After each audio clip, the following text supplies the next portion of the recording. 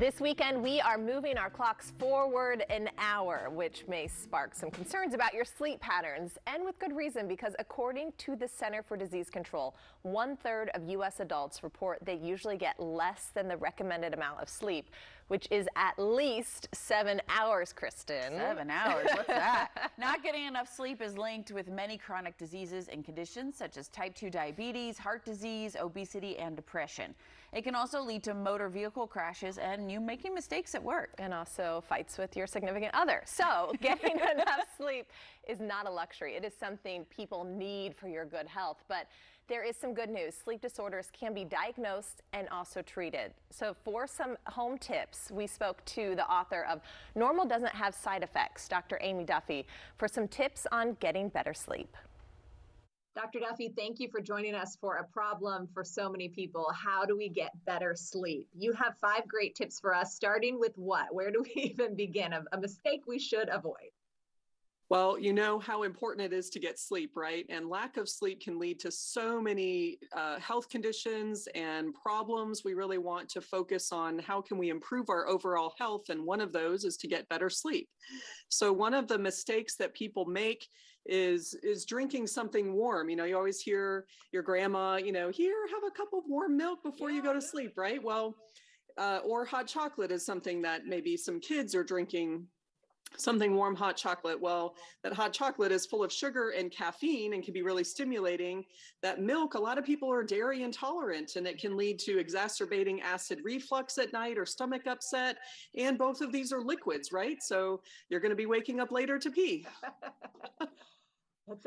Not a good thing. Hot chocolate. I'm like, that was hard before. Right. Back. Wow. I always think when you're in bed, you're tossing and turning. It's a good idea to get up, do something else, and come back. What do you say about that? Yeah, that is something people will say, you should only associate your bed with sleep. So if you can't sleep, get up.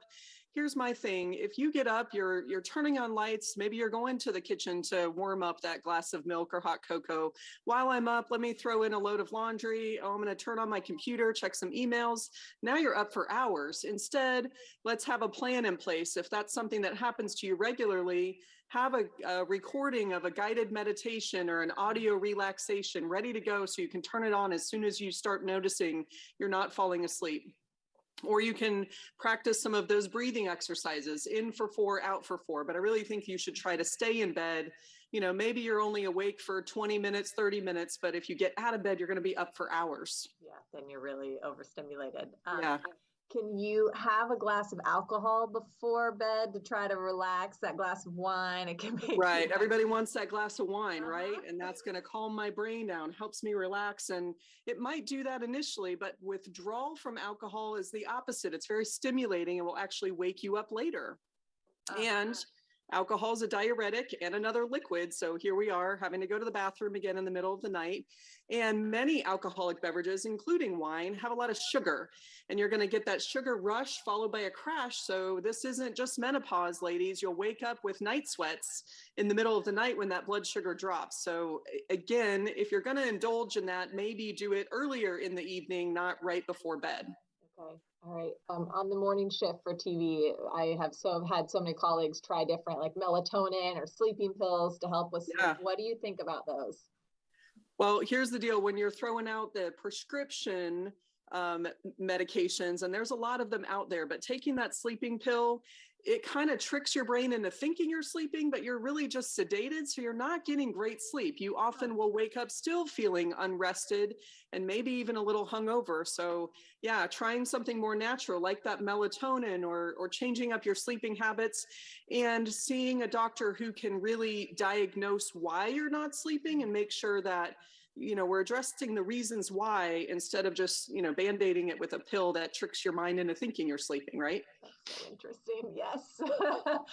Okay. And then your last one to avoid. I do this all the time. You have your smartphone right there. Yeah. So what happens, you turn that phone on, that light immediately stimulates your brain. Yeah. It interrupts your circadian rhythm. We're not supposed to have light at nighttime. We're supposed to be calm and quiet. They got all these blue light glasses and, blocking screens and things like that could be helpful. But once you start on that path, you're suppressing melatonin actually. So here we are trying to sleep. You're supposed to have natural melatonin, that light, and that phone is actually suppressing melatonin. So this is one of the biggest mistakes that you can make, is turning on your smartphone when you can't sleep. I got to get better at that. I really do. Dr. Duffy, thank you for all of these tips. We appreciate it. Absolutely. Thank you so much.